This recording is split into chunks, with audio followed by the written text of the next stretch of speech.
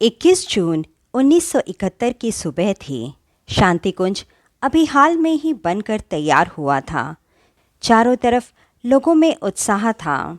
लोग उत्साहित थे। साधक कुछ और समय गुरुदेव के सानिध्य में रहने की आकांक्षा से यहाँ पहुँचे थे। कुछ परिजन विदाई सम्मेलन के तुरंत बाद ही शांतिकुंज पहुँच गए। कुछ साधकों को ऐसा लग रहा था कि गुरुदेव से अब मथुरा में भेंट नहीं हो सकेगी, तो वहीं बहुत सारे लोगों को यह भी लग रहा था कि शायद अब गुरुदेव से कभी भी भेंट नहीं हो सकेगी। गुरुदेव ने अपने संदेश के माध्यम से उन सभी साधकों को यह सूचना दी कि परिजन उन्हें हमेशा अपने आसपास ही अनुभव करेंगे। प्रत्यक्ष रूप में वे ज़रूर जा रहे हैं। मथुरा में या मथुरा के अन्य क्षेत्र में वे सशरीरी मौजूद नहीं होंगे, लेकिन उनकी उपस्थिति का भान साधक अब की तुलना में और अधिक महसूस करेंगे। इस आश्वासन के बाद साधक और अधिक भावुक हो गए और शांतिकुंज पहुँचे। शांतिकुंज पहुँचने के बाद माताजी ने अखंड दीपक की स्थापना की। पहले मंजिल पर बने हुए गर्भगृह में आदिशक्ति वेद माता की छवि पहले से ही विराजित थी। अखंड दीपक की स्थापना के समय वहाँ गुरुदेव, माताजी के साथ साथ देवकन्याएं भी मौजूद थीं। नीचे परिसर में मथुरा के विदाई सम्मेलन से सीधे आए हुए परिजन हाथ बांधे गायत्री मंत्र का जप कर रहे थे। नीचे के परिसर में मौजूद परिजनों ने ऐसा अनुभव किया कि वे सभी अखंड दीपक के सामने खड़े मातृसत्ता की आराधना कर रहे हैं। मार्गदर्शक सत्ता का प्रतीक वह दीपक उन्हें भी आलोकित कर रहा है।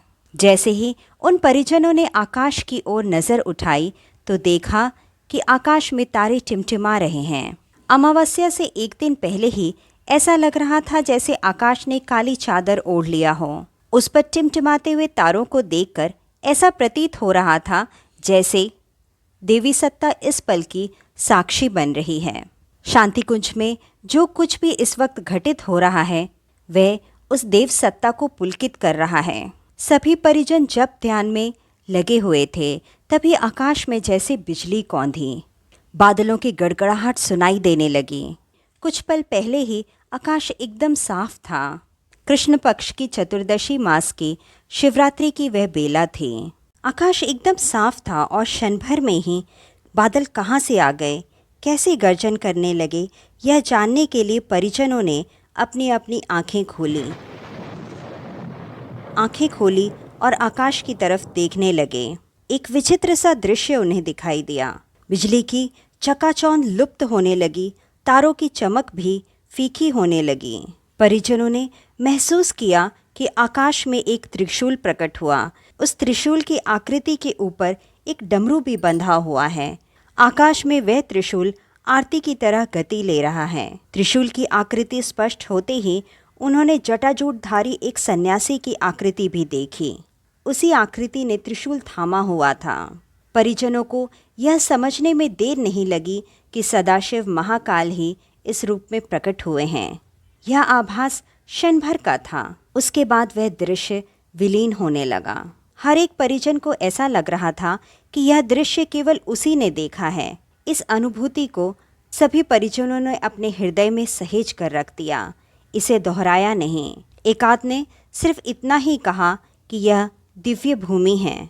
इसके बाद परिजन शांतिकुंज में यहाँ वहाँ बिखर गए और अपने लिए जगह तलाशने लगे। गंगा की मुख्य धारा तब कदली वन के पास बहती थी।